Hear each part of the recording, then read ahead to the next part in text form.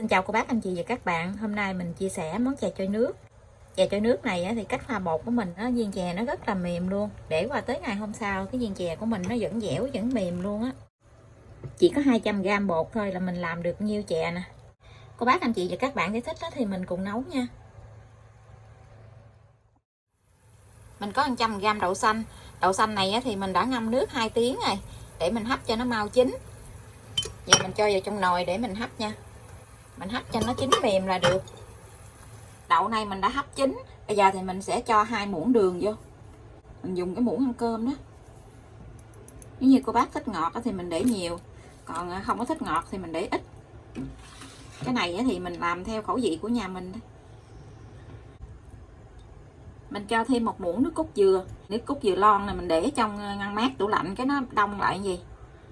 Mình múc 1 muỗng. 1 muỗng này một cục bự luôn á. Mình để cho thêm gì nữa cho cái đậu của mình nó béo á. Mình mở lửa lên, mình sên cho cái đậu này nó sánh mịn lại nha. Để dằn cái độ ngọt thì cô bác anh chị cho tí xíu siêu muối vô, khoảng 1/4 muỗng cà phê vậy. Ở nhà mình nó ít người đó, cho nên nó nấu cái gì cũng ít không à. Nấu chè trôi nước gì thì cái phần nếp mình nấu có chừng 200g thôi. Nhà có đám tiệc nấu một nồi bự nhìn thấy nó hấp dẫn ha. Chè trôi nước này thì mình chia sẻ cho vui, với cách nấu thì dễ quá chừng ai cũng biết nấu hết trơn. Vậy thì mình tắt bếp được rồi. Mình để cho nguội tí xíu thì mình do cái viên lại. Hôm nay thì mình nấu 200g nếp. Trong nếp này thì mình sẽ để là 50g khoai tây. Khoai tây này mình đã hấp chín rồi. Bây giờ thì mình nghiền nhuyễn ra. Mình cho khoai tây vô, mình nhồi chung với bột á. Cái bột của mình nó không có bị nhão, nhưng mà nó rất là dẻo luôn. Bác anh chị dùng khoai tây, khoai lang hoặc là bột khoai tây hay là bột bắp cũng được. Mình cho thêm 50g vô vậy nè. Mình cho hết vô trong bột nha.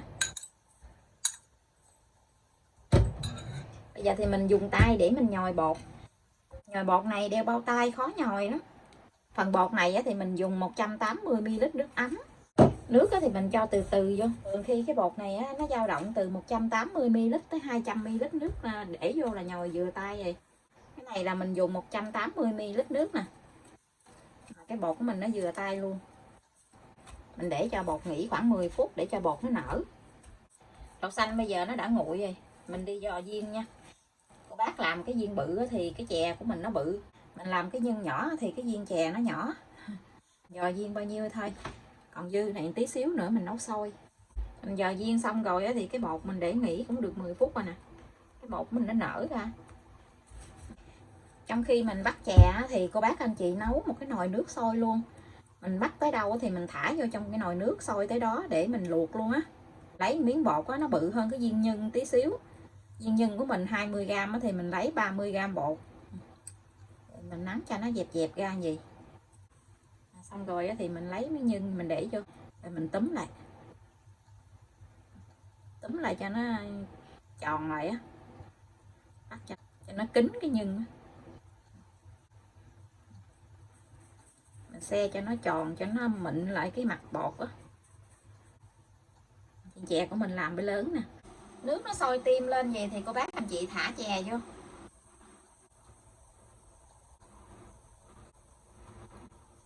Bột còn dư lại thì mình sẽ làm chè ỉ. Chè ỉ thì mình nhìn do cái cục bột nhỏ nhỏ vậy nè. Nhỏ nhỏ dễ thương ha. Cho viên chè vô trong nồi rồi thì cô bác anh chị mình lấy cái muỗng mình đẩy như vậy. Để cho cái viên chè của mình nó không có bị dính với cái nồi. Thấy viên chè nó nổi lên trên mặt nước như vậy là chè nó đã chín rồi đó. Mình cứ để nguyên trong nồi gì luôn. Mình để qua một bên, mình đi nấu nước đường. Cái nồi này nó không có nóng.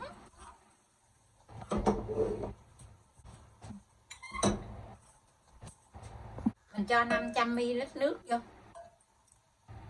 Mình nấu ít chè cho nên là mình nấu nước đường cũng ít.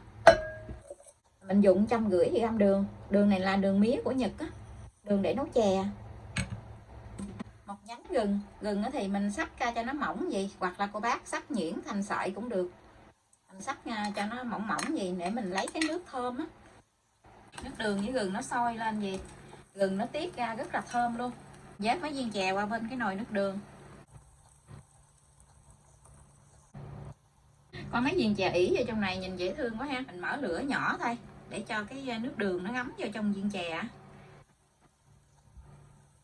Vậy là mình đã nấu xong một nồi chè, nấu rất là nhanh luôn á, chỉ có 200g bột thôi, nấu nồi chè quá chừng luôn. Chè này thì cô bác anh chị thích ăn nước cốt dừa thì mình làm nước cốt dừa mình chan lên, rồi cho thêm một ít đậu phộng hoặc là mè mình để lên nữa thì rất là ngon luôn. Bây giờ thì mình xin chào tạm biệt, hẹn cô bác anh chị và các bạn lại video tiếp theo. Cảm ơn cô bác anh chị và các bạn đã xem video của mình. Xin chào và hẹn gặp lại video kỳ tới.